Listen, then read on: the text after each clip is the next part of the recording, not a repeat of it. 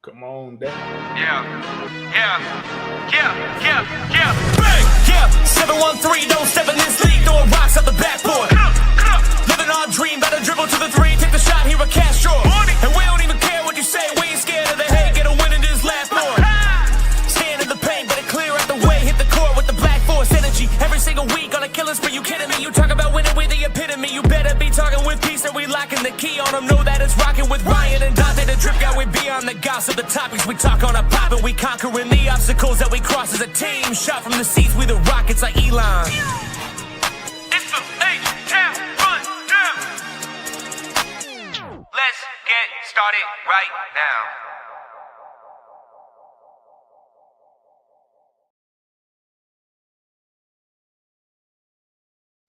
Man, if I start a podcast one more time and my mic mute, we gonna have a conversation. All right.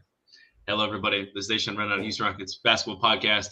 It is the week of Christmas, and it's supposed to be the most wonderful time of the year. And AK and I are jumping on the H-Town Rundown here to talk about some beautiful gifts we've got for you, like the gift we just had against the Denver Nuggets. I appreciate Denver being completely ass. Denver Nuggets over there saying the reason we won is because they missing players. And did you know we're actually missing more players than they are? Anyway, we gonna move on. AK, what's going on, man? It's good to have you. Oh yeah, it's good to be on, bro. I like a good bounce back, bro, because we needed this to happen this way in the setting that it was happening in Denver. We needed that, especially after that last game. Boy, what would a playoff series between these two teams look like? Man, hold up. You want to talk about some money? This is how you do it. This is gonna sell some tickets. What? Yeah, let's do it. So, make sure you guys follow the H-Town Rundown on the H-Town Rundown as well, at X as well as Instagram, YouTube. And we have our third challenger popping in last second. We got Dante here. What's going on, D? What's good, what's good, y'all? What's good, fellas? What's happening, Coach? What's good? How y'all doing? Doing good, man. Good to talk ball with my guys. Always good to talk ball with y'all guys, bro. Always great. Awesome. Hell yeah. Dante, where can we find you?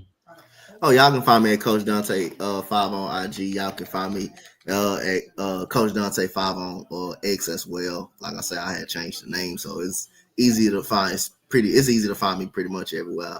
Coach Dante on YouTube, and here H-Town Rundown and Round Robin over here. Facts. Okay, so this is what we got going on here. We faced Denver. Obviously, we took care of business, and not just like in any normal way. We did it in Rockets fashion. We had a little bit of some conversation, some discourse.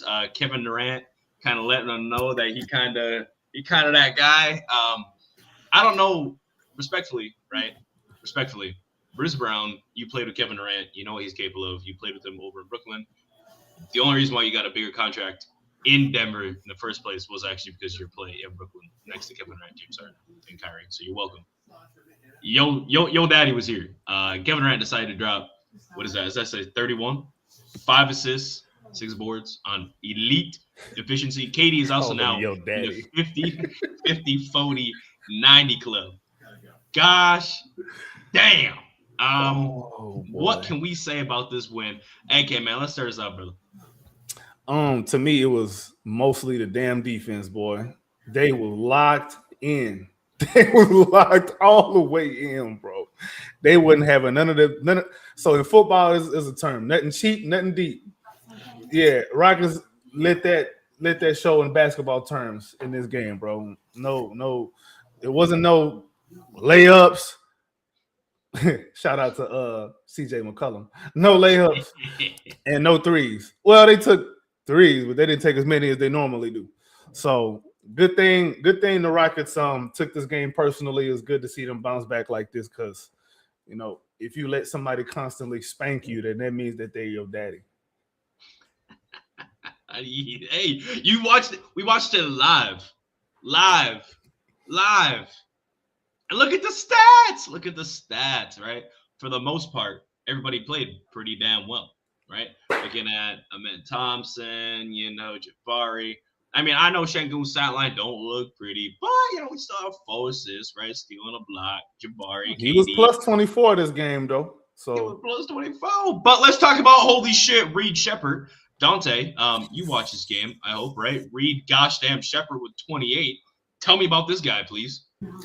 Of course, I watch every Rockets game. I don't miss no Rockets game. Trust me, I Shut up, don't. I really don't. But other than that, when Reed Sheppard hit his first 2 shots, I'm like, he gonna be on. He's on tonight. It's just something seemed like, because I was a shooter myself. Like when you hit your first 2 shots or first 3 out of 4 shots, you just know tonight a night is gonna be your night. When Kevin Durant started off in New Orleans early on in the game, he hit his first 7 shots, I believe. And the first 2 just went straight through the net. I say Kevin Durant finna have a night. And then, the fourth quarter happened. That's what made it look bad for him. Overall, he didn't have a bad game. It's just, I think I guess we'll talk about New Orleans down the road. But other than that, Reed Sheppard, man, he was being aggressive. He was being smart. I mean, the pass to Amen Thompson and Jabari Smith. Man, that was beautiful basketball. I mean, taking Jamal Murray lunch money and going and showing that 42-inch vertical that he had too. Man, Reed Sheppard was just on one. And you needed somebody to step up because, from here on out, everybody game plan. When you play the Rockets, you're going to double LP. Depends on who's guarding him. You're going to double him. You're going to double Kevin Durant, whether if they try to run a pick or if he gets the ball. That's when you need a third party to step up. And that's what Reed Sheppard did last night. And then now you're starting to see them play one-on-one with Kevin Durant. Because, again, Kevin Durant, and another thing I noticed about Kevin Durant with a Rocket, if you go quicker, they don't get a team's time to W.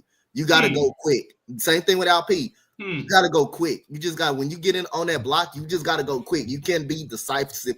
And hold the ball, because when you hold the ball, that gives the defense time to come W. Now you're struggling. To see over the defense, and now you got guys' hands in the passing lanes and stuff like that. And we seem to get a lot of that's where most of our turnovers come from.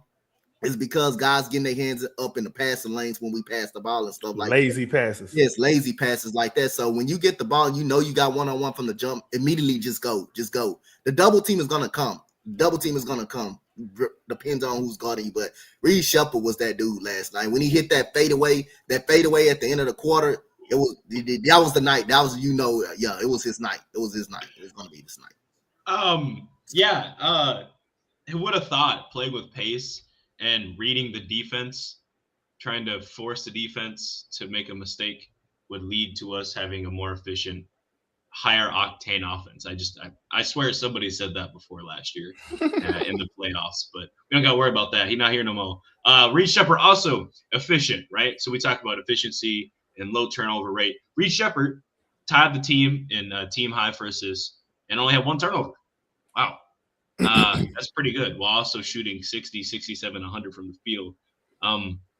This ain't the hate, man. This ain't the haters pod. But Reed Sheppard, I'd be sad to him looking in the starting lineup. When he's out there with everybody in the starting lineup minus Josh, his numbers look pretty good. Plus, we have one of the highest offensive ratings out of all the lineups when Reed is inserted in the lineup instead of Josh. It also looks really good when Jabari is playing the 5 as well. Reed Sheppard out there with shooters and spacing, or at least with people who can. He is the spacing. Passing. He looks good. He is the spacing, right? Yeah. Especially when you have Reed and KD out there, it creates something that we saw last year. Gravity. We like it. Good game all around. Like I said, whoop their ass. Reed with second most points coming off the bench. I think it's the 3rd most points he scored in his career. 3rd, 4th. Hit 6 threes tonight off the bench too. Gosh, he led the team in threes. I'm just looking at this right now. Wow. He also took 35 threes. We averaged what? We looked last time 29, right? Yeah, 29.9 on the season. So that's a pretty good decision. And comparatively, look, we held them to our average at 29. So that's pretty good to me. What else from this game, AK? Can you go ahead and break down for me? I remember last time when we got on the when we went live a couple days ago, I mentioned specifically the 3-point attempts, and I said we definitely need to get them up. The thing is, bro, if you understand Denver plays a little bit different type of a defense, but between KD, Jabari, and Reed Sheppard, they themselves took 26 threes just between the three of them. Okay. Obviously, they made 16.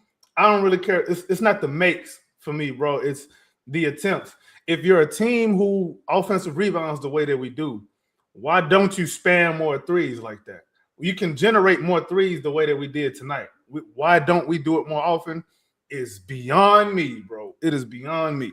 But there's no reason why. And then we took 35 threes out of 77 shots. Wow. That's a lot, bro. That's a good percent. That's a bigger percentage than we normally do. That's a lot for us. Yes, that's a whole hell of a lot for us. So, again, the three-point attempts, if you really want to weaponize your offensive rebounding like that, bro, get up some more threes because what the hell going to happen? You're going to get the ball back anyway. Exactly. Whatever, that's a great point. I'm looking up what the average is right now for the league. I guess just trying to take a look to see what the average three-point attempts per game is. Okay, so we took 35 last night, right? That was a lot for us, right? The league average is 37. So we don't even have to hit league average three-point attempts to completely obliterate teams. I'm just saying take more, bro. We just got to take more than 29. We can't be at the bottom. No. You know what I'm saying? We can't be at the bottom, bro. We did more than just keep the three-point attempts close because usually that's the name of the game. Is like, okay, we know we're not going to take a lot. So let's at least just make sure that they don't take at least 8 more than us because when a team takes 10 more than us, we lose. We've lost every game when a team takes 10 more threes than us, right? We just can't contain that offensive firepower, right? Don't matter, though, when we take in 35 and we hold the other team to 29. They look like us last year. Struggling to get three-point attempts. Not a great offense, right? Trying to force the issue through a player who's not necessarily having the most efficient nights and such like that. But you know what? Whatever. Hey, shout out Lake Show Jerry, man. It's always funny. More threes and less from. That's crazy. Hey, Lake Show. I hope you stay on because there's a stat I'm gonna bring up. I'm sorry. People not gonna like the stat. Oh well. I want to elaborate something else. We was locked in from the jump in that game. Oh yeah. You know, when we started 10-2 and then Denver made that run, you're like, oh my goodness, here we go. I never got that feeling because we came out, we was ready to play early in the game. It seemed like Ime Udoka didn't piss somebody off in the locker room, just pissed the whole team off. Hey, you want to know who it was? Ime held up his phone. He goes like this, right? He got up on there, and he's showing KD texts from Twitter. And KD said, oh, you can tell anytime this man has been on social media based on how he plays. But my bad, you keep. Yeah, he pissed. He must have pissed people. He must have pissed the whole team off. I don't know what was going on. They must have had some type of meeting. Don't know that. But that game versus New Orleans, it was unacceptable as hell. It was unacceptable as hell. The way you threw the game, the way that game went down. Even in the interview with Kevin Durant, we got too comfortable. We got too complacent. LP missed 2 free throws that pretty much you put would have won you the game. And Kevin Durant, didn't get the ball neither time when we was down the stretch when we needed a bucket. I guess it was deferring a lot to LP because LP did, make a clutch shot the first game against Denver. And before the referees put that out of the portions, to be honest with you, that was just an absolutely terrible call against Amen Thompson. Well, he had 2 terrible calls. It was 2. Referees was pretty bad in that last minute against Denver in that overtime and stuff like that. You can hear the frustration in Ryan Holland's voice. Come on, man, let them play. And it's true. It was true. The referees really bailed them out that Monday game. Really bailed them out. Something to overtime, and Amen Thompson got a foul. Kevin Durant had 5 blocks in the game. 4 of them, all of them was big time. But then they call a foul on that, which is when you showed the replay, that wasn't even a foul. So yeah, it was bad officiating that game. And I liked the way the Rockets came out. It made sure this game wasn't no question. It made sure because if the game was close, you really believe the the Denver was gonna find a way to steal it. Was gonna find a way to steal. Was gonna find a way to steal the game. So Rockets came out early, made a statement, and another thing. I want to bring up, and I want to give a shout out. I want to give a shout out to Josh Okogie because those two big time threes to give us the lead, and we never looked back after that. Like the two big time threes, we was up, I believe, up 39-37.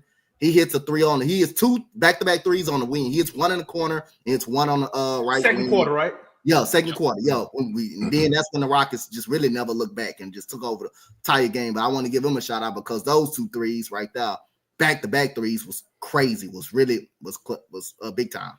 Hey, Dante. In overtime against the Pelicans, how many shot attempts do you think Kevin Durant had? Just curious. Dog. I don't think he took none, really, to be honest. All one. Oh, he took one? Okay. He took one shot in overtime. He went 0-1. Now, am I saying this to bash KD? No, that's not his fault. That's not his fault, right? They got to see it. They got to get you got to get Kevin Durant the ball. But one of the issues was that they were forcing the ball to him in the wrong time. So then he had to pass it anyway, right? It's about getting. But then again, and then another thing in that game I kind of want to elaborate too. Yeah. I think Ime Udoka went with Steven Adams and no Sengun for a while. I know he had 5 fouls. I didn't know he had 5 fouls. But and that was a good adjustment by New Orleans, like getting the ball out of Kevin Durant's hand. But Steven Adams can't make a fucking play. He can't make no damn play. Once they started doubling Kevin Durant had 2 straight turnovers off Herb Jones just stealing the ball, just stealing the ball with his hand. In the passing lane, and then you try to give it to Steven Adams. He just getting the ball. He just turn around. He not moving. He not finding nobody. LP. If you had LP and now, it probably would have been different because that's your secondary playmaker to break down the defense. He's gonna make the right play. Either give person an open shot or he's gonna either score that himself. But I think he went with that too long. But because LP had his fifth foul already, he didn't want to take a risk. But you don't always got to go double big. You don't always got to go double big like the whole goddamn game. Wait, really, Dante? You don't think double big is no? But you don't always have to do it consistently like that. You don't have to do it because people starting a game plan for it now. They know Steven Adams is not an offensive threat. They know that, and then it's taking a shooter. It's taking a lot of shooting off court. Then you got him and Thompson on the court too, so that doesn't really help. So. You gotta. It's like early in the game, like in the second quarter, something. It's okay to do it, but down the stretch, you can't get yourself in that position where you just say, "I have to go to the big." And now you got and Thompson on the floor, and now that's 3 out. And LP shooting has been atrocious. That's 3 non-shooters on the floor. That's 3 non-shooters on the floor. You can't put yourself in that situation. You're absolutely right. You want to hear a crazy stat? Yep. What percentage between 1 to 100 do you think Jabari has played at center this season? 4%. 3.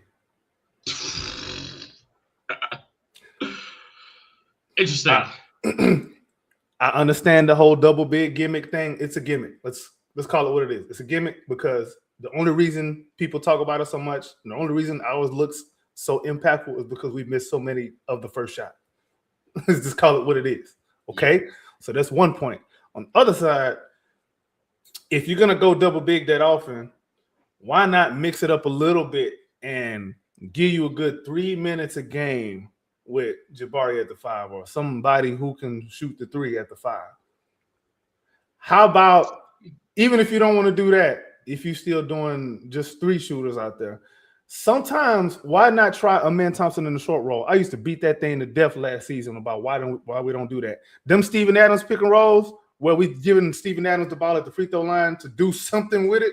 Imagine if that's Amen Thompson. I think that's a better use of Amen Thompson. Yeah. That would make him a lot more impactful than just being a baseline demon. Because he's a playmaker. Because he can playmaker out there too. He can make the right decision too. So. Yeah, and he can get to the rim with that. He always get people with that Euro step too. He always get people with that. He can. He can make something happen from that position. Okay, so anyway, we just talked about people not shooting, right? 3-point percentages in the clutch time, or not clutch time, but their averages for the season when they're out there. Amen Thompson, 17.6%. Alperen Şengün, 32.3%. Steven Adams, Zero. He hasn't even attempted a three all season yet, right? Rightfully so. I don't want him taking threes at all, but he hasn't even attempted one, right? Yeah, that's absolutely incredible. Oh, by the way, that's another thing I wanted to point out about this Denver game. Mhm. 0 Clint Capella minutes. And I don't know if people have noticed, them Capella minutes have been bad. Yeah. They've been Unfortunately. bad. Unfortunately. Especially the ones with Alfie. They've been bad, boy. Oh, yeah. I hate to say that because I'm a fan. Yeah, we love Capella. Maybe try him single big with 4 shooters out there. Maybe.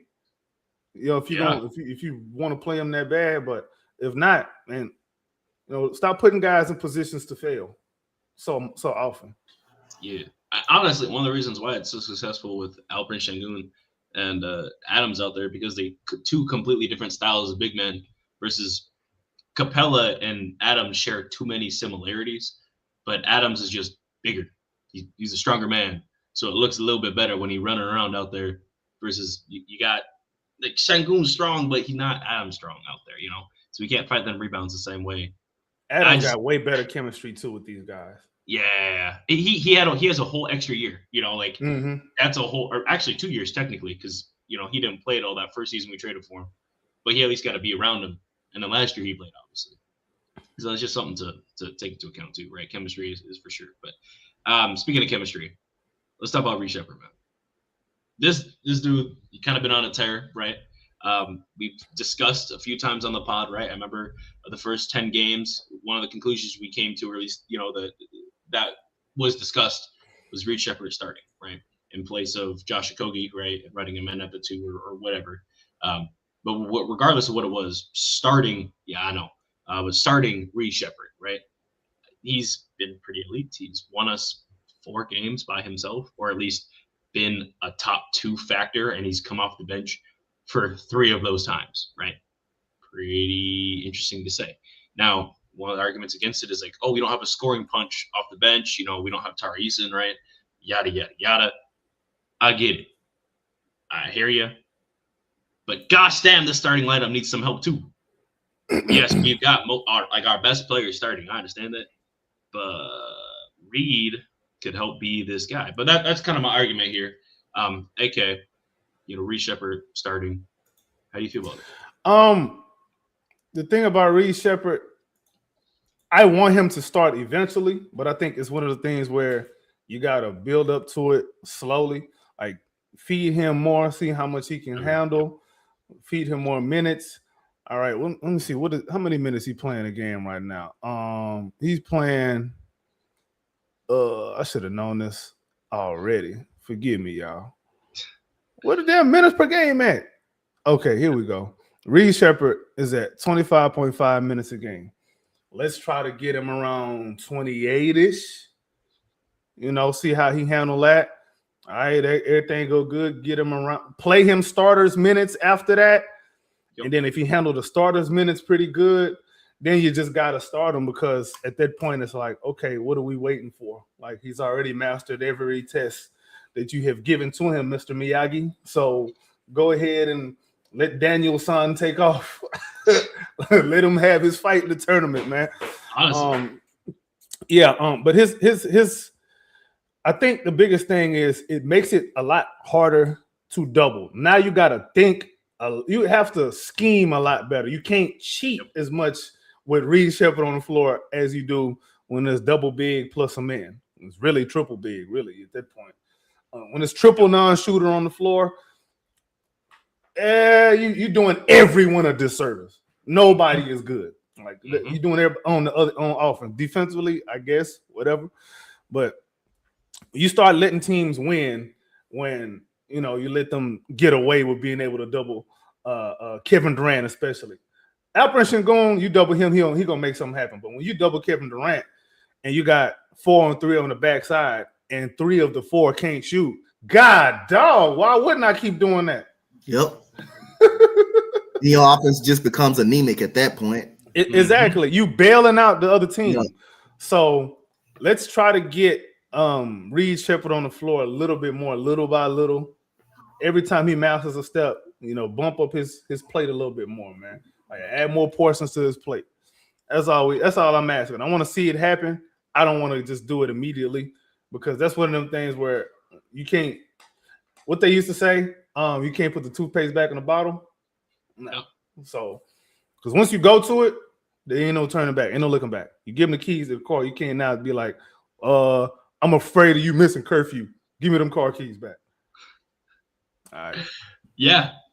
So Reed Sheppard, right? Over his last 6 games, he is a plus, at least +2 in every game. So that's something to talk about too. He also has had no more than 3 turnovers, which he only had in 1 game. He has 2 games of 0 turnovers, 2 games of 1 turnover, and 1 game of 2 turnovers. And he's a 3-level scorer, by the way. Really interesting. Speaking of 3-level scoring, during these last 6-game stretch, we haven't even won them all. He's shooting 43, 42, 83 for a true shooting percentage of 57. I think there was somebody that we said, hey, if you can at least get your true shooting up to 56, 57 going forward, that'd be really nice. And Reed Sheppard's got his true shooting up to 57 coming up off the bench. Also, in these minutes, he averages, like you said, 25. His last 6 games, he's putting up 26 minutes a game, right? So slight increase. One of the games, his minutes are a little low because he had five fouls, so he didn't play too much. He only played 20. But all these other games, he played at least 21, most notably 32, 27, 26, and 30. That's pretty solid. Now, an argument people are saying is, oh, no, he's food on defense. Dante, how do you feel about starting Reed, hypothetically? And then what do you say to people who are concerned about Reed starting because of his defense? That's probably one of the reasons I think why he's not in the starting lineup no more, because of his defense, because of the defense. But he's starting to compete. He plays hard, bro. I'll say his hand, he got some quick hands and stuff like that. He got some quick hands and everything, man. His hands is just a weapon. But other than that, like the offense, man, he's a lot more smarter, taking care of the ball. But again, coming off that screen, being more comfortable. And like we always say, shooting that mid-range jump shot, that's just like money. Get into the rim. You saw how quick when he took care of that mismatch, when Jokic got on him, you saw how quick he just blew right past him and just got that easy layup. But other than that, I still think he's gonna improve. I still think he's gonna be solid on the defensive side of the ball. That's probably one of the reasons I would think that he's not on the. That's probably why he's not a starter no more. But I think he's gonna get that starting spot back again.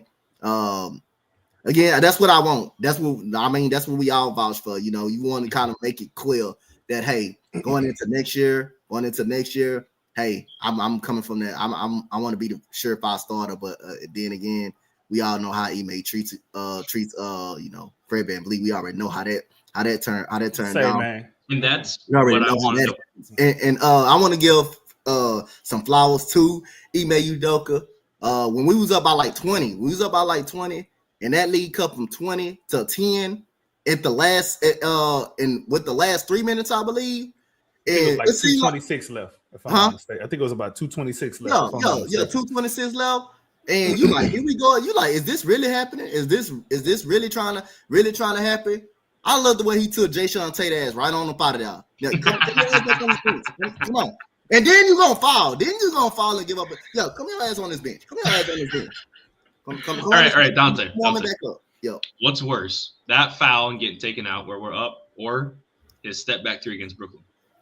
Oh my God, that step back 3 against Brooklyn still worse. Because we was down 1 point at that point, and you got the audacity just to take that step back 3. I like what he made you do. Hey, come sit yourself right back on this bench. Come sit yourself right back down. He did it against New Orleans too.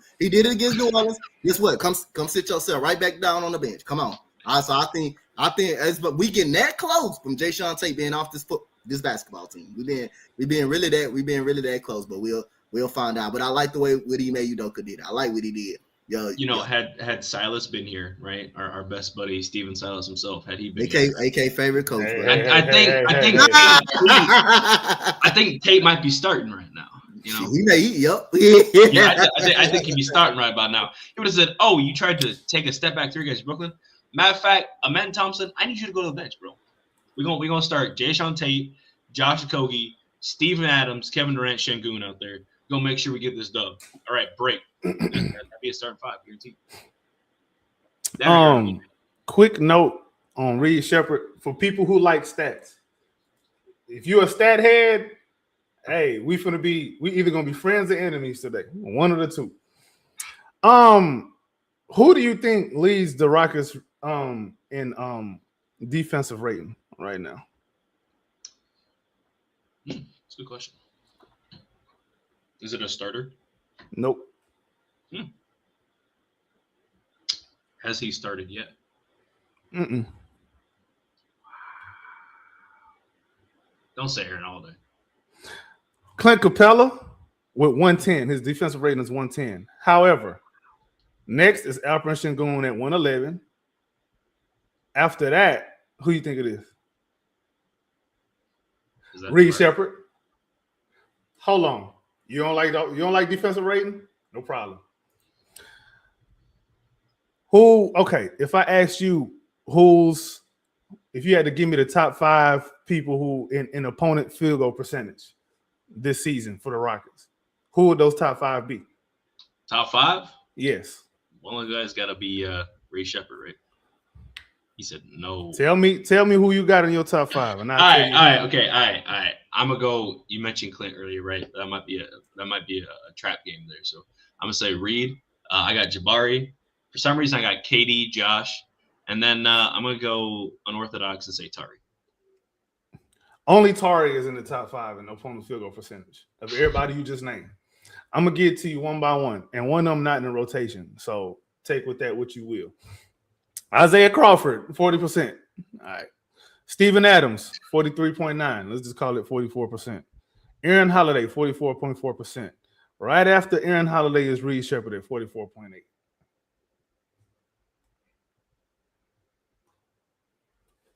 Interesting. However, with those stats being what they are, if you watch the games, you understand why people have concerns with Reed Sheppard because he gets blown by. Just because you ain't making shots over me, that don't mean that my defense was good. Yeah. So just for full context, we're not going to reserve context for just certain people that we like, you know? Yeah. We try not to do that here. I'm a fan, so I'm honest. I'm biased, right? I still want Reed Sheppard to start. I feel like if we got Fred VanVleet starting, we already got Fred VanVleet coming off the bench right now. That's Reed Sheppard, but somehow more efficient, right? And not just turnovers, but scoring the ball. So I think looking at it from that standpoint, I don't know. I like it. Now, there was someone last episode we talked about. They said that Fred VanVleet gets us into our sets, a little faster, a little better. I don't know about faster. I don't know about that one, buddy. We ain't crossing half court till 16 seconds left on the shot clock. Dante talked about how it's important to get into the flow of the offense early so it forces the issue on the defense. Yes. Does Fred VanVleet do that? No, he does not do that. So, Reed Sheppard, learning, but looking at how he played against Golden State, okay? What did he do? Force the issue. They were guarding that man from half court. They was treating him like Jalen Green. Incredible. It's absolutely crazy.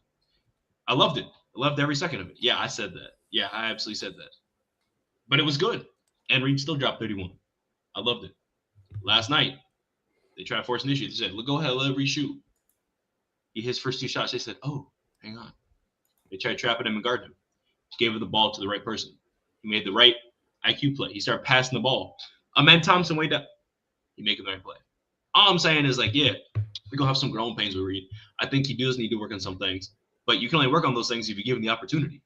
If you expect to work on it, how are you going to get better at it if you don't have the opportunity? If you tell me to go do some homework online, I got a computer at home. The only time I'm going to be able to do it is when I'm there at school, right? So you telling us we had to work on it in practice, that's cool, right? The only people we have that are elite shot makers are taller than him. He's not everybody his size.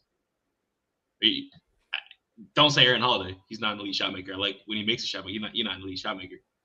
The only way you're going to get better is if you do it on the court mid-game, right? You guys throw what we say when we try to go to the playoffs, right? When we went 41-41, we got to throw these guys in the fire.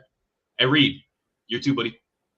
I'm not saying it's going to be perfect. It's not even going to look good. We might lose some games because of it. But if we lose a couple now, and win a lot more later? Isn't it worth it? Mm-hmm. Is that It's not called worth it? investment, bro. Whoa. What a strange phrase. If you're in the stock market, you understand that. Strange phrase. I love it. I love it. I love it. Any other thoughts on Reed Sheppard starting, or any more points you want to bring up between yes or no? I know we got some more stats to get to beforehand, but I also want to touch up on Tari Eason's injury. I think Reed Sheppard absolutely needs to play more in the clutch. Yeah, like there's no excuse for that at this point because our problem in the clutch is offense. If you make yourself easy to double, you're doing everybody a disservice. So no double big. Make teams pay for that 4-on-3 on the back end after they double KD. Yeah, you can't. Teams pay for that. You can't really go double big late games because you helping the defense side, bro. You helping like they already like it's 4-on-3 at the back end for them. That's a huge advantage for them. That's a huge advantage for them at the back at the back end. So you got to put a better shoot. You got to put add an extra shooter on the floor, and that's where Reed come in. Go ahead. Okay, this is for both of you guys, but Dante, you talking, so I want you to answer this first. Okay, so we're talking about double big, but also someone else can't shoot on the team. His name is Amin Thompson, shoots 17.6% from three. It's important to keep a point of attack defender on the court, right? Yeah, especially in these clutch times. So what's more conducive to winning, right? Is it keep Amin Thompson on the court who can't shoot and at times has been not a good defender this season? Like Deadass has just been kind of like cruising on defense at times in this season. He's been great in certain clutch moments, but then we also look back against, I don't know, the team we just faced, the Pelicans taking us to OT. Not a lot of great defensive matchups there, and it looked like it was a mismatch at times for people. I was surprised, but we already know why. That's not like entirely. But the whole team as a whole couldn't stop nobody. It didn't really matter. No, I agree. I agree. Again, this isn't attacking Amin Thompson, but we already know that double big Ime wants to keep doing that. So if a man's off the court, we worried about scoring, but we want to keep double big. I mean, should Amin Thompson maybe play less minutes? He's currently fourth. But he can do more though than Steven Adams. He can come. His playmaking can come in effect too. His playmaking, he can do more than Steven Adams. He can slash on the backside. He can slash on the backside and everything. He can playmate. He can do more than Steven Adams. You just can't have Steven Adams, LP, and him on the court at the same time. You just can't do that. You can live with him and Sengun on the floor and so you can't have your best rebounder on the court at the same time as your best player. No, you cannot. Not down the stretch. You cannot do that. You cannot do that because now you got 3 non-shooters, only 2 shooters. You need multi-dimensional players in the clutch because the other team is going to find what you can't do. Yeah, and they're going to make you prove that you can do it. What they know what we can't do. It's we go into teams, we plaster on their front wall before they walk in. They know what certain players can't do though. They know what certain players cannot do. They know Steven Adams is not going to do nothing but come out there and set screens and rebound and offensive rebound. That's why he's out there.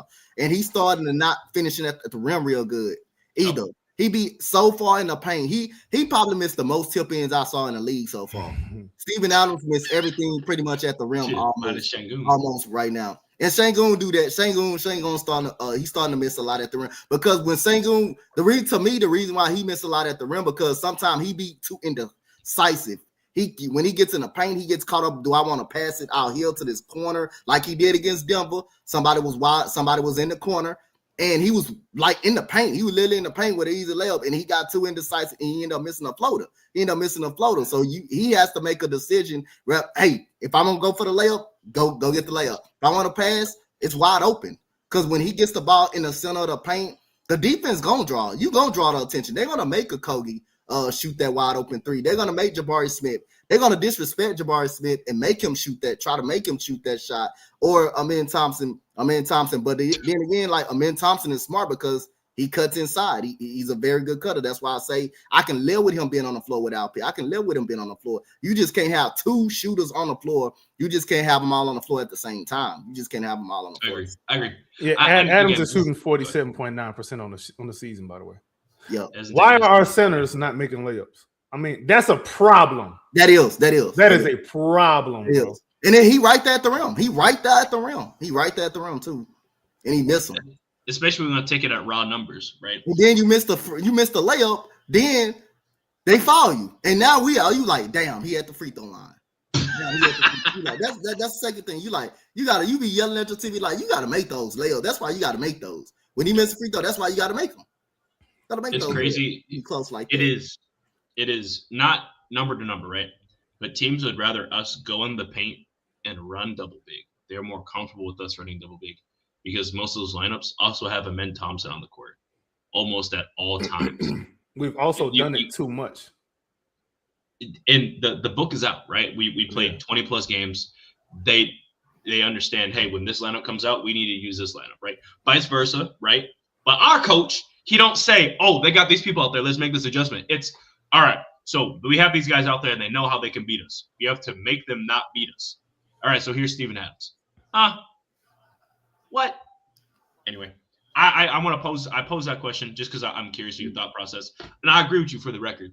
I like to hear. No, but all you have to do is really take away the offensive rebound. You take away the offensive rebound, rebounding, you can just beat the lineup all day. And especially all they have to do. So our keys to defense is keep the 3-point attempts close. All the teams have to do is keep the offensive rebounding close, and like they New win. Orleans did the other night. Like New Orleans did. They win. They don't even have to out rebound us. They just have to keep it close, and they win. Denver, the first time we lost to them, right? The Spurs, we lost to them, right? When we're looking back at Dallas, why did we lose to them?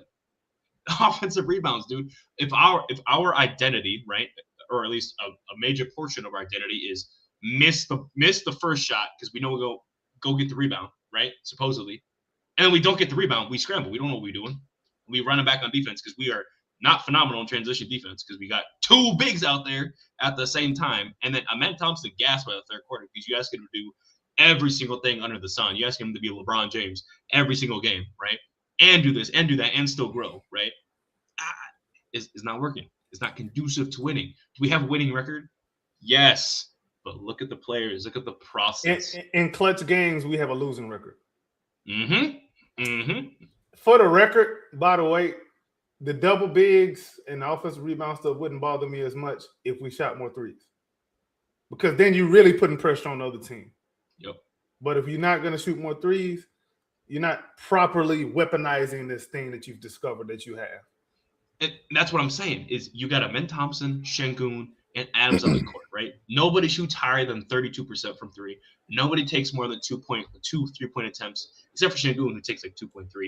And then Amen Thompson, again, shoots 17.6. Adam he see the 3-point line and he gets scared. He take 15 steps inside, which respectfully, I don't want him taking a three anyway.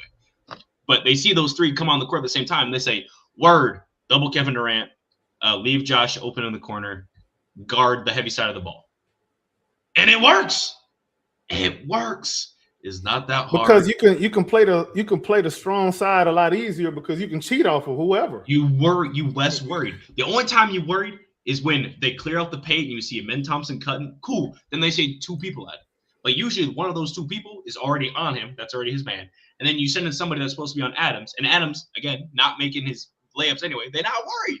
They're not worried. And they play a hack at Adams. And we pay him for it. We can't, it's just not conducive to winning. Again, we have an overall winning record, but some of these wins have been very ugly. Some of these wins have been great. Some of these wins have been very ugly, right? It's not the same, but we're making some mistakes. Actually, I lied. A lot of the mistakes we're making are the same mistakes that Ime had against Boston, the same mistakes he had against Golden State, right? Back-to-back times. He just not changing it up. He's too whatever. I don't know if the coaches text and talk shit before the game. That's what I feel like. You take this shit way too personal. His idea bad. You don't have a bad idea, bro. Just play it smarter. Think smarter, not harder. At the end of the day, it's not that hard. You got a stat for us, AK. A fun little stat here. I'm about to put it up once you start talking about it.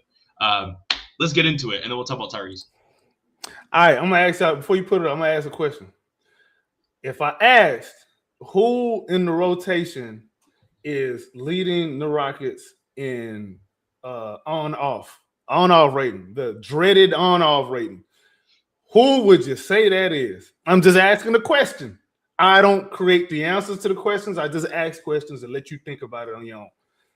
Now, at the same time, if I ask you who may or may not be at the bottom of such a stat, an on-off stat, who may that be? I'm just asking. I don't know. Well, I know, but I'm just asking. On-off, who you got? Who's leading the Rockets and who's not? We just talking about a regular rotation guy. Dante, who do you think? What's the question to that again? Who's leading the Rockets in on-off and who's last in on-off? Remember the dreaded on-off rating where the person's on the floor, the team is a lot better, and then when they're not on the floor, the team is a lot worse or whatever the hell it is, whatever the hell they're saying. About the plus minus, right? Yeah, pretty much. Plus I don't know if they works the same on off. I don't think. Relative. Okay, but it's relative. About like who's better on the floor, right? Yeah, like when is the team better? Are they better with him on the floor or off the floor? Is what it's saying. Who's a negative player or who's not a negative player? I remember a lot of that talk. I'm gonna go with who's not a negative player when he's on the floor. I'm gonna guess on offense. I'm gonna go. Not offense. This is just all together. All together, okay. Yep. Out of everybody on the team, though, really? Everybody on the team. Yep. Well, everybody in the rotation. I try not to. Okay, everybody in the rotation. Right, bet. Damn, I want to put him, but he hasn't played because I always think the team it generates when he's on the floor. So I don't know if he's gonna count though, but I do want to say Tari is one of them that elevates when he's on the floor. In the negative, damn, it's tough, bro. I'm not gonna say Reed. I'm gonna say Capella is one of them. That was in the rotation. Okay. Can I put it up now, AK? Go ahead, bro. Do your thing. All right. I'm just taking a wild guess of it. H-Town Rundown fans, remember, these numbers are pure statistics. These are the numbers that are out there that anybody can look at. These are the numbers themselves. And the numbers say, look at this. Number 1 in on-off is Jabari Smith Jr. I thought he didn't improve this season, but he is number 1 in the on-off. Look at the guys at the bottom. Followed by Amen Thompson. Amen Thompson is followed by Steven Adams. We're going to omit Isaiah Crawford because he only see the game when there is no more game. He's played 5 minutes total. So Reed Sheppard, Josh Okogie, Tari Eason, there's your boy, Aaron Holiday. Everybody that I named thus far has been a positive on-off. This is basketball reference. It ain't got nothing to do with me. Basketball reference. Get mad at them. Don't get mad at me. Now, if we start with the negative players, when in on-off, the first player should never be Kevin Durant. And the second player shouldn't be Alperen Sengun either. So, and then followed by Clint Capella. So, and this is why I be getting mad at the super number nerds, because some of y'all really just prioritize the numbers over the film when the numbers don't tell you what is happening when it's happening. The film does. The numbers are just a tool. So since you want to use numbers, we're going to use them today. On-off. Why is Alperen Sengun and Kevin Durant both negative players? So does this mean that they're not good players? And does it mean that we should trade them? Keeping the same energy. This is if you keep the same logic. I don't create logic. Logic is what it is. 1 + 1 is always going to be 2, no matter what planet you on, no matter what universe you in, no matter what video game you playing. Because a lot of y'all this is me being condescending and insulting people now. This is not a video game. This is not NBA 2K. This is not Madden. This ain't 007 GoldenEye. 1 + 1 is 2. It's not 11 just because you wanted to be 11 one day. Now you see why we don't like these stupid stats? Some of them don't. Some of them are not as valuable as you think they are. On-off is one of them. Just FYI, I just wanted to say that. Shout out to anybody who thinks Jabari Smith hasn't improved, by the way. Just shout out. Because according to y'all's logic, Jabari Smith Jr. is actually the best player on the team. Just according to your logic. I don't create the logic. Don't be mad at me. Why y'all yelling at me? I hear y'all yelling. Far and away, the top 2 players are Jabari and Amin. And then Adams. And then there's a 2.6 point drop off from that to Crawford. He don't count, so we don't count him. Let me go to Reed. It is a 5-point drop off between number 1 and number 5. That's crazy. And What's Reed the play on drop the off bench between number 1 and number 10? What's the drop off? I don't know. I'm bad at math. I can't count. I believe that is that's 12.3.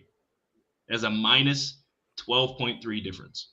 So please, when you formulating your narratives, you better not use this stat no more.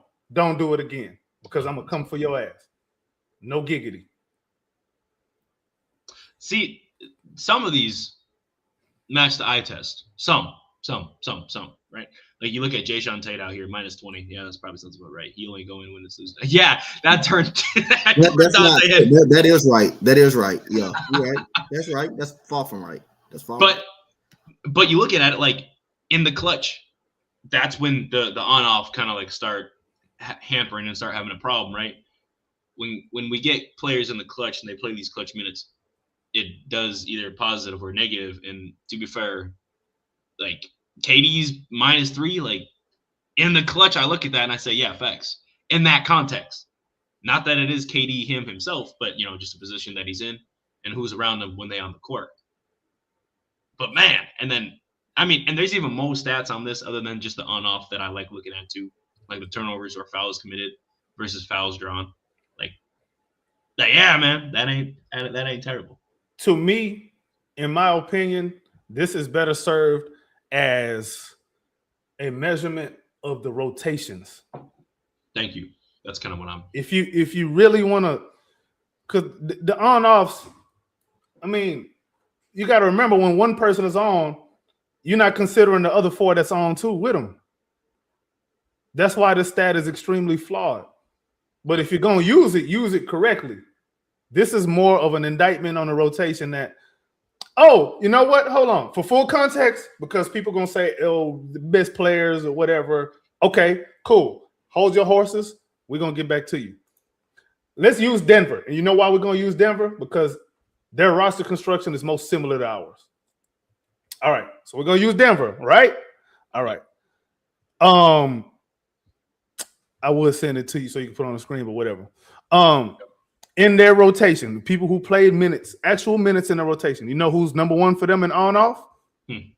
Aaron Gordon, whose role is most similar to who on the Rockets? Pick your. It's 1 or 2 people. Man, that's really hard. It's really either Jabari or it's Amin. It's 1 of the 2. But Aaron Gordon has an improved jump shot. He can make a jump shot. He can make a jump shot. Yes, but I'm just talking. Yeah, I know what you mean. Yeah, I know what you're talking cool, about. all right, cool. I'm just gonna say Amin too. I would definitely say Amin. All right. So Christian Brown is after Aaron Gordon in on off. By the way, Aaron Gordon's on off 16.4. Good Lord have mercy, Jesus Christ. And Christian Brown is 11.6. Do you know who followed Christian Brown? Jokic, 10.6. He's their best player, right? Yes. He on the board all the time. Of course, he's their best player. Okay, right. Okay, I thought so. Okay. And for context, do you want to know where Bruce Brown fall? Outside of the top 10? He's 14th at negative 15.8. He made PJ Tucker. I saw people saying, and I hate to call it, I'm gonna just go ahead and say, I saw people saying last year Bruce Brown would have been a better player in the playoffs for us than Jalen Green because of on off. Here you go, buddy. You still like that stat? Or you gonna use it right next time? All right. I'm just saying. But yeah, like again, on off to me is just a matter of rotation. You when you on the floor, you surrounded by a bunch of ankle weights instead of you being the ankle weight. I'm done now. I'm off my high horse. The horse needs to rest. That's what it is. Again, these are just the numbers. This is what they say. And that is what it is. Now, and by the way, if people don't know, Denver had the best offense in the league. And they were one of the best shooting teams in the NBA too. So when Aaron Gordon was here. Yeah. Yep. And we shut them down yesterday. So yeah, we did. Yep. What does that say about the Pelicans beating us? The fourth quarter rotations was bad, right? Remember the number one thing that people complain about Udoka is his rotations. Yep. That's why the numbers look like that. It's the rotations, bro. It's who you got on the floor. Like you going triple non-shooter without Reed Sheppard on the floor. Okay. Yep. Keep doing that in the clutch. It's going to be a great lineup against Golden State later on. And they was not really doubling Kevin Durant the whole game too. If you look at the game, New Orleans was not doubling Kevin Durant the whole game. He was just scorching Herb Jones and whoever was on him up. And then the fourth quarter came. But really, it started in the third quarter. It started actually in the third quarter. The Pelicans started making their run in the third quarter, actually. But when the fourth quarter came, they was like playing them single coverage the whole game. And Kevin Durant, and you don't do that to Kevin Durant. You don't do that at all to Kevin Durant. He was scorching them. And now the fourth quarter came. LP gets his fourth foul, and he's not on the floor to start of the fourth quarter. Then James Borrego makes an adjustment. Okay, Steven Adams in the game. Steven Adams in the game. What we gonna do? We gonna start doubling Kevin Durant, and plus Kevin Durant. Every time he passed the ball that whole game, he turned it over pretty much. He turned it over every time he passed the ball. He's been doing that the last two games. Every time he tried to pass the ball, he's been turned over. They got their hands up in the passing lane and stuff. Herb Jones had 7 steals in that game. But they're not just ripping people though, but just putting his hands in the passing lane, and most of them just tipping Kevin Durant passes and is going into the others, starting to make fast breaks. He doubles Kevin Durant with Herb Jones and whoever else he has on him. He turns the ball over 2 straight times. Now he gets doubled again every time he gets the ball. Now you decide to go to Steven Adams, and Steven Adams is no secondary playmaker. He's just gonna stay on. He's gonna stay at the top. He's gonna look for Kevin Durant to separate or somebody to separate. We're going to get them the ball. They won't be able to do nothing. Then you're just going to reset and give them back the ball because Kevin Durant, he is doubled or even being face guard. That's why you can't. That's why you can't always play double big at times. But again, you have to know what your opponents is doing to you. You have to say, LP, come on. You have to say, Ben Thompson, go flash to the middle because y'all are better playmakers. Y'all can make a play. Y'all can score inside. They can make the right play. We've seen both of them do it. So you got to put outside of Steven Adams, you just got to either put him off the flow, and you either put somebody in the middle that can create, that can create a shot inside or just make the right play on a perimeter. And that's what New Orleans did. They made that adjustment to take out Kevin Durant in the fourth quarter. And they did that the whole time, though, throughout the overtime, too. So Kevin Durant really couldn't even get a shot. He couldn't really even if he got the ball, even like when people saying, oh, Kevin Durant should have went and got the ball. He should have went and got the ball. If he got the ball, he would have got doubled. He would have had to pass it right back. He would have to pass it. He would have been forced to pass. What you want him to do? Then you get face guard the whole game. Then he's turning the ball over when he do pass. So what the fuck you want him to do? You know what I want him to do? You know what I want him to do? I want him to force the issue. Even if because he passing the ball, you're getting turned over, right? He's getting hard double. It's not like double. He's getting hard double. They're not gonna let you seen in Denver. And they force him out of him. Look, you seen in Denver on that inbound when LP shot that damn 3. The play was for Kevin Durant, and what they do to Kevin Durant? They knew who's going to get the ball. What they do? Like on the inbound, like what they do? It's on the coach, bro. The coach Ime should know, bro. Like that's the thing. What they did to Kevin Durant on the inbound? Yeah. They immediately knew who the ball was for to go to. What did they do? What did they do to him? What did they do to him? They say the ball for to go to Kevin Durant. What they do? On the inbound. This is an inbound play. They doubled him. So the next option, they threw the LP. They threw the LP. And LP, remember, he already made a shot to give us the lead before the referee caught that terrible, awful call when Tim Hardaway Jr. clearly clipped himself. So he already had made a jump. It's not the problem. My problem is not, I don't mind LP taking a shot down a stretch or trying to win a game. But at the end of and then in New Orleans, when he tried, He went to the baseline. You never go to the baseline. Then he tried to scoop inside. You don't go to the baseline. You always try to go to. You always trying to go towards the middle. But they wasn't letting Kevin Durant. They wanted to let Kevin Durant do none of that. They was doubling him. Then they doubled him on the inbound. They literally doubled this dude on the inbound in Denver. So they went. So your next option was LP. They would rather let this dude try to win the game, and he almost did it. He almost won the game in Denver until that damn foul happened, and which wasn't a foul. And now the referees want to come back and say, "Goddamn, we made the wrong call." Well, you damn sure right. You made the wrong call. It's too late to say it now. The damage already was done. Coach on one, dog. I love what he on one, bro. He got a drink now. Oh my gosh. My mic done fail, bro. Not because everybody like down the street, I just don't believe people. Like some people say they look at the game, but again, they want Kevin. Like I understand Kevin Durant, you know, he's the superstar. He's a superstar and stuff like that. And down the stretch collapses. But you gotta understand like how the game is going. Like he was not letting this dude get the ball at all. And if he got the ball and try to force, they are hard doubling him. They got their hands up and stuff. And then when he missed the shot, you gonna blame him any goddamn way. Anyway, if he missed it anyway, you gonna blame him any goddamn way.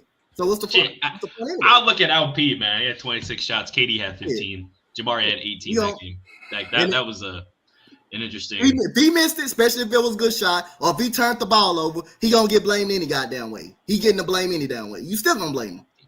Didn't Adams? He went like 0-4. You know? At the rim. Yeah, you're right. Just a bad showing. But okay, it looked like you got a little stat there. It looked like you laughing about something. I was just curious. Nah, I'm laughing at Coach because Coach was going on. Right? I ain't got no another stat. Hey, Rob. This was what I thought was gonna happen. I thought the lineup was gonna be KD, Jabari, Şengün, Holiday, Reed. That's who I thought we were gonna put out there. And I knew they were gonna double KD. So I thought, hey, big shot Bari's out. Let's get it to him. Nope. We give it to our 32% 3-point shooter. I love it. This is just smart. But you still got to get the ball in. But it was surprising how fast he took the shot too, because you still had time. It was surprising how how fast he actually took the shot. That was surprising. Just trying to let people on record know that they wasn't letting KD go and get the ball. They immediately doubled him on the inbound. Soon as Bari touched the basketball, you see he tried to go to him. You see two defenders right there was not letting him get the ball. I thought it was interesting. LP was already in the mode. LP was already in the mode, say, I'm going to go take this shot. But the only thing LP did wrong, he went towards the baseline. And you literally see a person face guarding him. We've been turning the ball over all night. We've been turning that hole over all night long. And they've been putting their hands in the passing lane. So it's a good chance. You throw it to him. Hey, we turn it over. We turn the ball over because that's what hurt us against New Orleans. We turn it over. We've been turning it over. You damn right. If you miss a shot, you can blame it anyway because you didn't do nothing in the fourth quarter. Now I got the ball. It's on me. I miss. It's on me anyway. If I make, I'm a hero. That's why we got me. That's why they got Kevin Durant. If I make it. So if I miss, I'm getting blamed anyway. Same thing in Denver. If I miss, I'm getting blamed anyway for the loss. Fair. So okay. Y'all know who got the the lowest turnover percentage on the team? Speaking of turnovers, Mr. Coach. I'm just asking. Lowest turnover percentage? Of guys in the actual rotation. I'm just asking. Sheppard? Yep. Man, how'd I guess? Because it's been way down, been down too. Maybe. Yeah, I'm not even going to.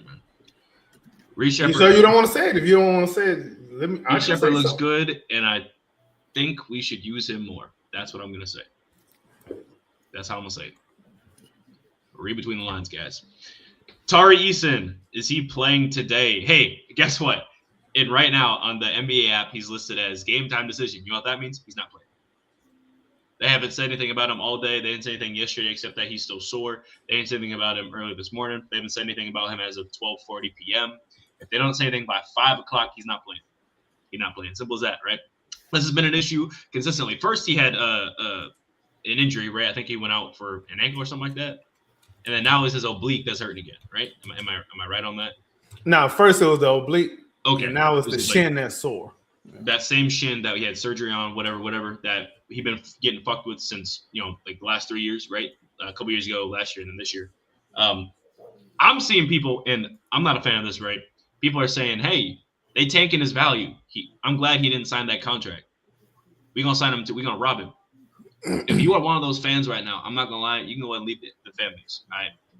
What you're doing, you're going to keep that in your little group chat. That shit not funny. You don't prey on another man's injury like that just so he can save a couple bucks here or there. Do y'all even know what the contract really was that he was offered? The people that's getting mad? Mm-hmm. All we know that's reported. They refused to talk about it. What was reported again? I think it was the 4-year 80, I believe. But 4 years 80 that was reported. Yeah, let me look before I start talking out my ass. Oh, okay. Here, my bad. Rockets projected to offer Tari Eason $110 million contract, but from NBAnews.com, it was $100 million. So 20 more than I thought. That was the offer. And he declined it. Cool. That's on him. Whatever. Him, his coach, whatever they do out there. I don't really care. What I care about is he's injured. He's not playing for us, and it sucks. I still want Tari here. At all costs, I want him here, respectively, within reason. But he hurt. He hurt right now. He's been hurt. And is not looking good for the medical staff. I'm just not a fan of that. We mismanage injuries constantly for the Rockets over time, right? Looking at players like Chris Paul, who kind of had a lingering injury, forced him to play. Guess what? He shit the bed, right? We could go back further from we like to blame Ryan, right? Look at T-Mac, those back injuries, right? Dwight Howard trying to come back from injury, still not healthy, playing like ass, right? Also looking like Yao Ming, another guy, just too tall, too damn big for himself. We asked him to do too damn Yao was going to happen regardless. Yao was inevitable. Yeah, because he Russell had Westbrook with his quads, right? Yeah, again, regardless, bro. The Rockets have not been great with managing injuries consistently. Now I believe that Russell Westbrook one because he didn't look like himself in the playoffs. He looked like Russell Westbrook was the Russell Westbrook that everybody talks about to this day. Yeah, like before the COVID happened, Russell Westbrook was playing like the best point guard basketball of that season. Like before that COVID stuff happened, he was awesome. He was playing some 42, basketball. 7-7. Yeah. He was putting up MVP numbers alongside James Harden. Yeah, so he looked like he was hurt in the playoffs. He looked like he was still hurt. He shouldn't have came back. He came back too early. Yep. And he didn't play too well. He did great for the Wizards. Didn't play great for the Lakers, but I won't get into any of that. My point being, you can't mismanage an injury and then hamper them for it, right? You can't be like, oh, hey, we brought you back. You said you're good. Yeah, right? Of course, a player knows themselves better than anybody else, but you also have the numbers. You have the stats. You know what an injury looks like, right? You can only go based on how they feel, but damn, y'all, come on, bro. Y'all got medical shit. Come on, man. My doctor gonna tell me, knee hurt. I'd be like, damn, it do, but I feel fine. There's probably a reason why it hurts. Let's find out why instead of, use a little sore. Don't worry about it. That's why he keep re-injuring himself constantly. And now we pay him for it again. Last time he played was November 14th. It's December 21st. We don't even know if he's playing tonight. That is not good. He was supposed to come back 4 games ago. And they keep saying, he's still sore. Oh, he's still sore. That don't sound good, player. I don't like that. If he has a larger injury at bay, say that. Say he tore his ACL. Say he tore whatever happened. Say it. Just whatever the injury is, just be honest with us, right? As Rockets fans, some players go to the game saying, Tari Eason's supposed to play today. And then they find out game time decision. Oh, man, he not here. I live in Iowa, man. The first game that I went to in Atlanta was the first game Amen Thompson come back. He was still sick. He wasn't feeling good, right? That was a couple years ago, his rookie year. He did not play very well that game. It is what it is. He came back, and it was great to see him. I appreciated that as a fan, right? Something that Kobe said is he tries to play every single game no matter what because a family might have just saved up just enough to go see him one time. I'm not asking Tari Eason to do that. I'm asking the medical staff and the Rockets organization to be honest if players are going to play it or not. I'm asking them if they got a bigger injury at hand and a person wants to come see Tari Eason play and you tell them that they're supposed to come back on this day, they plan for it, they get all the way to Houston, They watch his game, and then right before the game starts, you say he's not playing. You just be honest. That irritates me. I mean, even bigger than that, what had happened is word to get around to other players and agents and whatnot that, hey, that franchise over there, they mismanaged injuries. Their timetables are off. The rehab schedule is bad. And you come back, you get injured again. This has happened to Tari a couple of times already. And, you know, at what point do we hold the medical staff accountable for that? You can blame Tari, but why? You gonna say what? He don't drink milk? I can't blame Tari because, like I say, you don't know. Again, you don't you can't control an injury, so I can't blame the player from control. And that's how they control. You can't control an injury. Let me add on to that. But the medical staff does have a fault in it for mismanaging the injury and just not in the player. You know, these are players. They gonna want to play. They gonna want to if they feel 70%. 70% somewhere, they're going to want to play. They're going to want to be out there and play. They're going to say, I'm well enough. But it's your goddamn job to make sure they'll say, hey, you're not ready to go out there yet. You're not in full strength. You want to go out there when you're in kind of full strength. When you're in full strength, you don't want to go out there halfway in full strength. You don't want to go out there no 70%, no 60%, and you can't do anything. You can't dribble the ball. You can't shoot. Yep. It's bothering. I've seen too many players do that. I've seen Tyler Hero do that, tried to do that against Boston. I believe in that we saw James Harden do that with Brooklyn. In that game 6 when he clearly wasn't right in Miami, and they were supposed to say, nah, go sit down. You can't play no more because you're not right. You're not right. You're not right. You shouldn't have been playing. James Harden tried to do that against Brooklyn when he clearly couldn't move on that hamstring. He couldn't move. He couldn't move. It's a shell of himself. So yeah, we got to get that. We got, I don't know, we gotta look up. We gotta look at that training style because again, I mean, this is going on too much. Like, I'm not going to blame Tari because you can't control an injury, but you have a say-so with to put him out there on that court or tell the coach that he's ready and knowing he's not ready because you know the player is going to want to play. If the player say, I'm ready to get out there, even though I'm 70%, the player's going to want to play. The player's going to want to go out there and play. And if you give them the okay, say, okay, no, you say, sit your ass down. You're not ready yet. You're not ready yet. You don't. That's your decision to put him out there. It's not it. He want to go out there. That's his decision. But you have the final say so. They'll tell him, hey, you're not ready. You're not ready to go. Players always gonna want to play. Yes, exactly. They're gonna always want to play. They're gonna always want to play. On top of this, we've played essentially top 4 least amount of games in the league so far. So he's had extra time to miss built in already. Extra unplanned or extra planned time to miss on top of the games he already has missed, right? That's not a good thing, right? If we was think about it, I think one of the teams that's played the most is Golden State for a while there. They had 4 back-to-backs within a 3-week or 2.5 week time span. It was incredible. They played they played in a lot of games in 14 days, right? Everyone's upset about that. Draymond got hurt. He was out for a game. Jimmy Butler was hurt for a game, right? Curry didn't play, right? Everyone was getting injured because they overstressing, right?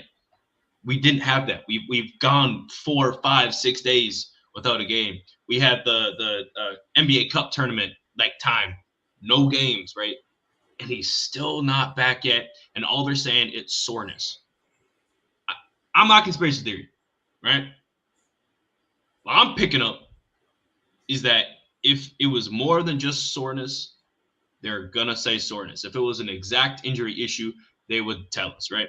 Remember how long it took for them to tell us Fred VanVleet tore his ACL? It took a month almost. They didn't want to say shit. Oh, hey, look, here's Fred VanVleet. We're going to post a couple videos about him. We can post some videos about, appreciating Jalen Green and appreciating Goon and this, that, the other. And they're going to keep doing that, Shout out Johnson Stanford, man. I appreciate you jumping on. Thank you. Hey, man. Oh, love. Yeah. Shout out to Jonathan Stava. Hey, shout out to him because he also do high school ball. If you can confirm this, Jay, you the announcement man of what's that goddamn stadium called that I went to 3 times this year? The stadium that Manville them play at. They play up there. I keep forgetting that damn stadium, bro. But I think that's his. I think that's your voice, bro. I think that's your voice too. But shout out to you, bro. He do the community. He up out the community, bro. He announced high school football. Freedom Redeemed Stadium. That's the stadium. That's the stadium. I've been there 3 times. Stadium. Yeah, Freedom Redeem Stadium. That's where Manville them play at. Yup, see, he confirmed that's where Manville and Shadow Creek them play at. Football play it. I've been there 3 times, and that's definitely him. I like that. Shout out to Jonathan, man. Shout out to you. Facts. Jazz be holding it down, man. Honestly, it's one of the reasons why I still watch Rockets ball because he be announcing the cool shit, man. Yeah, he do high school football, so he all around the community. Shout out to them. Shout out to Jay Stafford, bro. Facts. It's fun hearing his voice in person. Last but not least, right? I got my take off on Tari Eason, the injury. I don't know if anyone wants anything else, but if not, we can talk about Sacramento and then get out of here. We've been on for an hour 15, man. Yeah. Okay. All right. Yeah. Let's talk about Sacramento. Russell Westbrook is going to play against us. Last time I saw him, he got postered by somebody, so we'll see how that plays. Currently, he is second in their team for rebounds per game, minus Domantas Sabonis. He's out. He leads their team in assists per game. Nobody averages more than 20-ish on the team, so they don't have that go-to breakdown scorer. DeMar DeRozan has not been great this year. Zach LaVine is also out. My boy Keegan Murray from Iowa, he coming to town, but I'm sorry, bro, I can't support you because you're on the other side. Let me know when you want to come to Houston, but until then, I can't support you in this game. That's your boy, huh? That's my boy, man. You don't want to claim your family member, bro? You already don't want to claim Jamal Murray and Tyrese Halliburton. Yeah, I like Tyrese. I know you do, bro. You can't say no to your cousin. I know he need to give me some tickets. But we chilling. We chilling. What are your guys' thoughts on the Sacramento game? AK, what are your thoughts? We have not fared well in back-to-backs all season long. So there's one thing. There's that. There's us having whatever reason we have. Well, I know why we kind of had reasons to be bad against Sacramento over the last. I know last season they gave us some issues. I'm concerned about the heavy ISOs of DeRozan and LaVine because those are the type of LaVine is out. Yep, and it's just DeRozan. Okay, if it's just DeRozan, then maybe we should be able to handle that. But he usually be giving Rockets the business. He was giving Dylan the business. He gave Oman the business. He gave Jabari the business. Like, all right, bro, why are you mad, bro? Why you hate us so bad? But yeah, they do worry me. If Sabonis is also out, then we should be, I think. But this is the Rockets, and it's a back-to-back. And we're on the road. In his last 5 games against us, he averages 23-3 on 42, 23, 89, and 2 turnovers, 2 fouls. Talking about DeRozan? Yep. It be feeling like he be cooking us more than that, bro. I don't know what it is. Yep. It's because he had 1 game against us where he put up 33 a couple years back. Or actually last January, essentially. He dropped 33 on us. And then after that, he dropped 21 on 18 shots and then had 12 points in 22 minutes. And that was it. And they lost. They got blown out. I think he had, he was a -6 in that game when I played 22 minutes and they stopped playing him. Because he wasn't doing shit. He had his 12 points, 1 rebound, 1 assist. That was it. Cool. Hopefully that is a trend in our favor because we need to win on a back-to-back. I don't care who it's against. We need to win. Like, we need to see a W in that column, period. There's no ifs, ands, or buts about it. But hopefully we win. I don't even know. I'm not even sure how this game will go because it's the Rockets again, and it's a back-to-back. And who knows? Russ may decide he want to turn back the clock. Precious Achiuwa is also starting tonight, as well as their center, Maxim Raynaud. I apologize if I'm mispronouncing your name. You're from France. That's probably why. Just had to look him up. I think he's a second-year player. So how much double big we getting tonight then? Well, Steven Adams shouldn't play tonight, right? It's a back-to-back. Capella. So it's going to be, Oh, hang on. This Maxime, he's actually a rookie this year. So Shangoon, hey, bud. Hey. So I'm asking for a light little 35 on this dude, right? Just a light little, just welcome to the league. Drop a 35, get out, right? You know, KDHD, light little 28. Should be nice and simple. Should be bounce back game. Yep. All right. Let's get it. But I got to look at the minutes, but I think we played heavy minutes last night, didn't we? Yeah, we did. KD played 40. Yep, KD played 39.5. Jabari played 38.5. Şengün only played 30. Honestly, might be the worst game of the season. Worst game for a long time for LP. He dropped 8, 6, and 4. Only 9 shots, had 5 fouls. Hey man, but plus minus is all that counts, and he led the team in plus and he minus. did- Remember, Well, he was plus 24. And he didn't have to do too much because you had Barry that had 22. You had Reed. Reed You had Sheppard doing Reed his 28. thing. Amen, You had Reed Thompson. 28. You had Kevin It's not Durant. a knock on him. It's not a knock. I'm just, Yeah. Nah, but plus unfortunate. minus, that's all that matters, bro. Plus minus and on off. That's all we do. Because when he has a night like that, that means hey, if he has a night like that, if he have a night like that, either two things: you probably win or you lose it. But again, So, he has a night like that, and then other guys stepping up like that, you winning the game every single. You doing your job on the court. If he has a night like that, then you had a Kogi making threes, making some big time threes, and we were playing good defense. So that's good. He had a night like that because, especially against Denver, against this team, that's good. Then you got it was so bad. You got the coach, you got David Adelman kicked out. You got that man kicked out. So that was so young. That man kicked out. He was heated, boy. I had never seen him that heated. Now, not necessarily that it matters as much, but the starting lineup for the Kings right now, they average about 14 assists a game rounded up. For us, I'm looking at it right now, 11, 12, 14. We average 17.2. Right, so that's a little bit more assists, right? Move the ball a little bit more. I'm just interested because I don't know much about this rookie. We know what a Precious is going to bring. We know what Russ is. Well, actually, we don't know what Russ is going to bring. He could be Lakers Russ. He could be OKC Russ, or anything in between. We know that we don't know. Yeah. DeMar averages 18 for the season, which is the lowest he's averaged since probably his rookie third year. Right? Yeah. Since the Raptors, right? Way back, like 48 years ago. And then Precious. Buddy been getting buckets for a long time. So, Dante, I'm going to ask you, what is the defensive game plan against the Sacramento Kings? The defensive game plan, you just got to try to find a way to create turnovers. Just create turnovers. Be disciplined. Don't fall asleep on backdoor plays. Just be disciplined. I mean, like I say, just hold Russell Westbrook and DeMar DeRozan. Don't turn back the clock on us. Like DeMar DeRozan actually cooked us last season, bro. I'm not gonna lie. Like they swept us. They came in Houston, beat us twice. We lost that game in swept us last year? Yeah, they swept us. We didn't beat Sacramento at all. Not one time. We didn't beat them last year at all. Not one time last year. See, and then when we play Sacramento this year, I'm like, damn, we play Sacramento. I look on the scale, we play Sacramento. We have no idea how to beat them. We have no idea how to beat them. I don't know, for some reason. Like, they have talented players, but again, they just haven't put it all together. Like, DeMar DeRozan and Zach LaVine, they can barely make the playoffs in the East. They was a play-in tournament team in the East. So what makes you think they can come to a tougher Western Conference and just be a playoff team if it couldn't happen in the Eastern Conference? It rarely Chicago Bulls West. Yeah, they was like seven. They was in a play-in tournament. They wasn't even one of the top 6 seeds.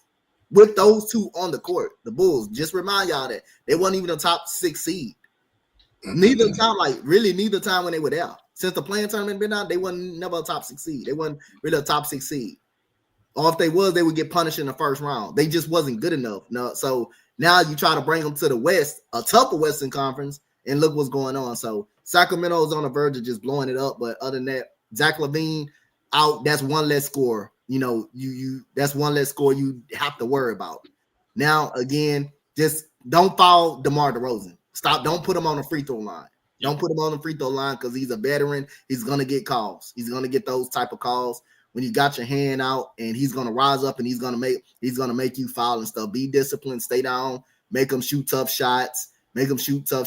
Like, you can say he foul based, but he can actually score from the field. He's a mid-range god too. He is a mid-range menace too. So he can make mid-range shots. You don't have to get to the free throw. He don't just score from the free throw line. He can score from the field, actually, from the mid-range. Make him shoot. Make him shoot open, make him shoot threes. Try to make him shoot threes, which you can't make him do that. It's hard. The only way he's going to shoot if it's open. But you can't have him and Russell Westbrook, playing playing ball at the same time. You can't have them two going off, turning the clock at the same time. Dennis Schroeder is another guy you got to look out for. They on the verge of trading him. He could score. He can score. He can get in the paint. Oh, they do have Schroeder. Oh, yeah. He can score in the paint. But like one thing, like I say, just create turnovers, get off to a fast start. Like I say, this is a trap game. This is another trap game. But we do have trouble in Sacramento. We do have trouble in Sacramento again. Remind you, we just lost to a five win team at the time in the Pelicans. So at the end of the day, don't think we can't get fried in this game. Don't think we cannot get fried in this game. If we gotta leave, you gotta put him away. You gotta put. I'm not talking about bringing in no damn Jason Tate and thinking the goddamn game is over. I'm not talking about that. And then you see the lead come to 10, and now you gotta take his ass right back out of the game because you can't play him at that point. You might well keep him sit down. You might well keep him sitting on the bench. You can't play him. You can't play him. See, I'd rather go with goddamn Crawford. But other than that, I don't want to like. At the end of the day, the disrespect. Hey, cause the last two games, the man got right back in the game. Now you have to take him out. You have to take him out. The man got right back in the game. You have to take him out. The man don't even spend 5 minutes on the court, and you got to take him right back out against Denver. He fouls. Oh, you got to come right back out. The lead is cut from 20 to 10, and now you got to take him back out. New Orleans, you tried to play him. The lead is cut. They get on the run. You got to take them back out. But like I said, I don't want to see neither one of them. But at this point, Tate is just a shell right now. But his numbers look good. He's high percentage guy. Because when he gets in the game, when he gets in the game late, your number's gonna be good because you're gonna be aggressive. You're gonna be aggressive. He shoots 53, 42. 100% from the free throw line. He's our best free throw shooter. If he played consistent minutes, you think he can shoot that? You think he can do that?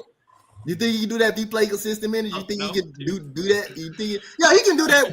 If we were a rebuilding team, he can do it. He can do it. If he were a rebuilding team, he did it technically. Remember that? If he was a rebuild, if we were a rebuilding team and had a young team, he could be the best player. Tate can definitely be the best player on the team.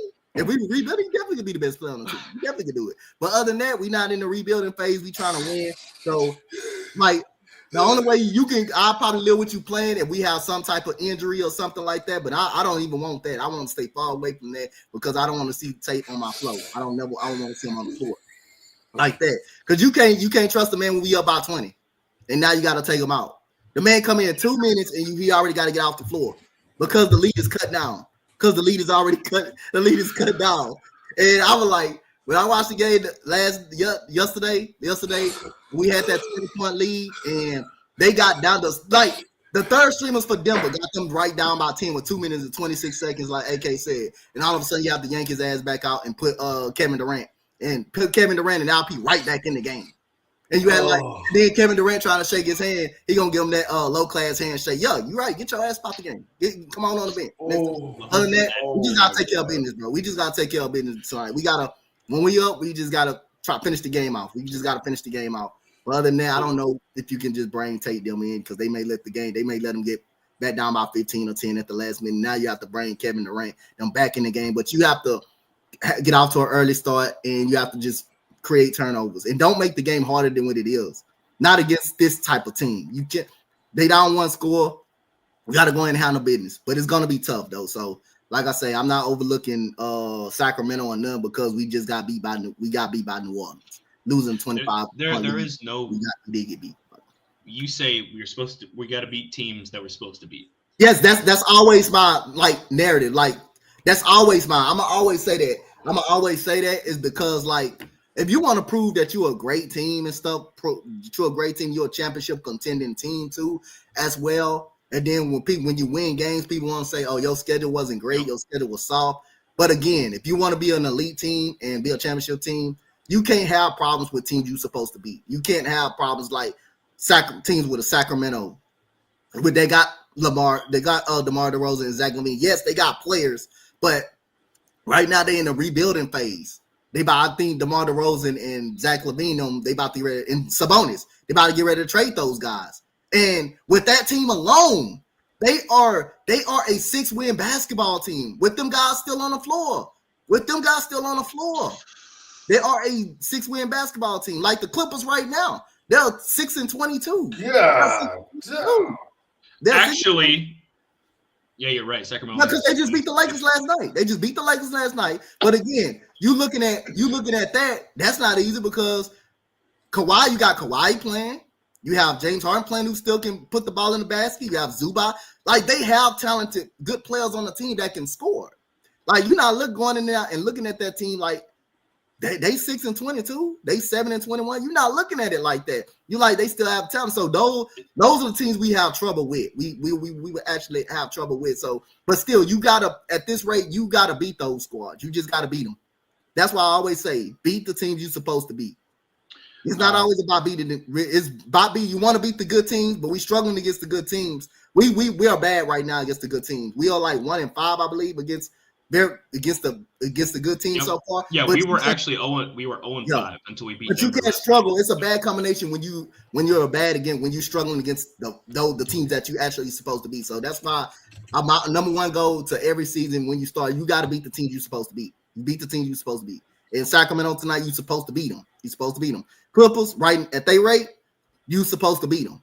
Brooklyn, you're supposed to beat them. Washington, you're supposed to beat them. Portland, you're supposed to beat them. You're supposed to beat them. So, hey. Last thing before I get AKs. New Orleans, you're supposed to beat them, but you didn't beat them. We didn't beat them. No, we did not. Nah, Dante really took everything I was going to say. He good. Dante did his thug thizzle on that one, boy. Okay. So looking at it this way, right before we get out of here, Sacramento averages 111 points a game, right? Our defensive rating is 111.6. So they score as much as we defend, which is not good for them. They might even put up 80.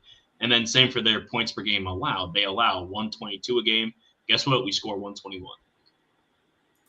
Not looking good for them in the column, just looking at it straight, only as a numbers game.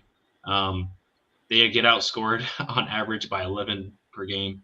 We outscore people by +9, which is second in the best for plus-minus rating, by the way, in case anyone cares about numbers with context. So hopefully we can go in, make the numbers work, right? Shout out Daryl Morey, and we'll see what happens. It's a back-to-back. How heavy is KD playing tonight?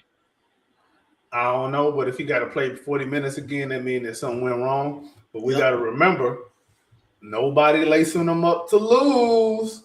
Take the team serious. This ain't even going to be no X's and O's type of game to me. This is more just take them serious and put them out of their misery early. Make them quit.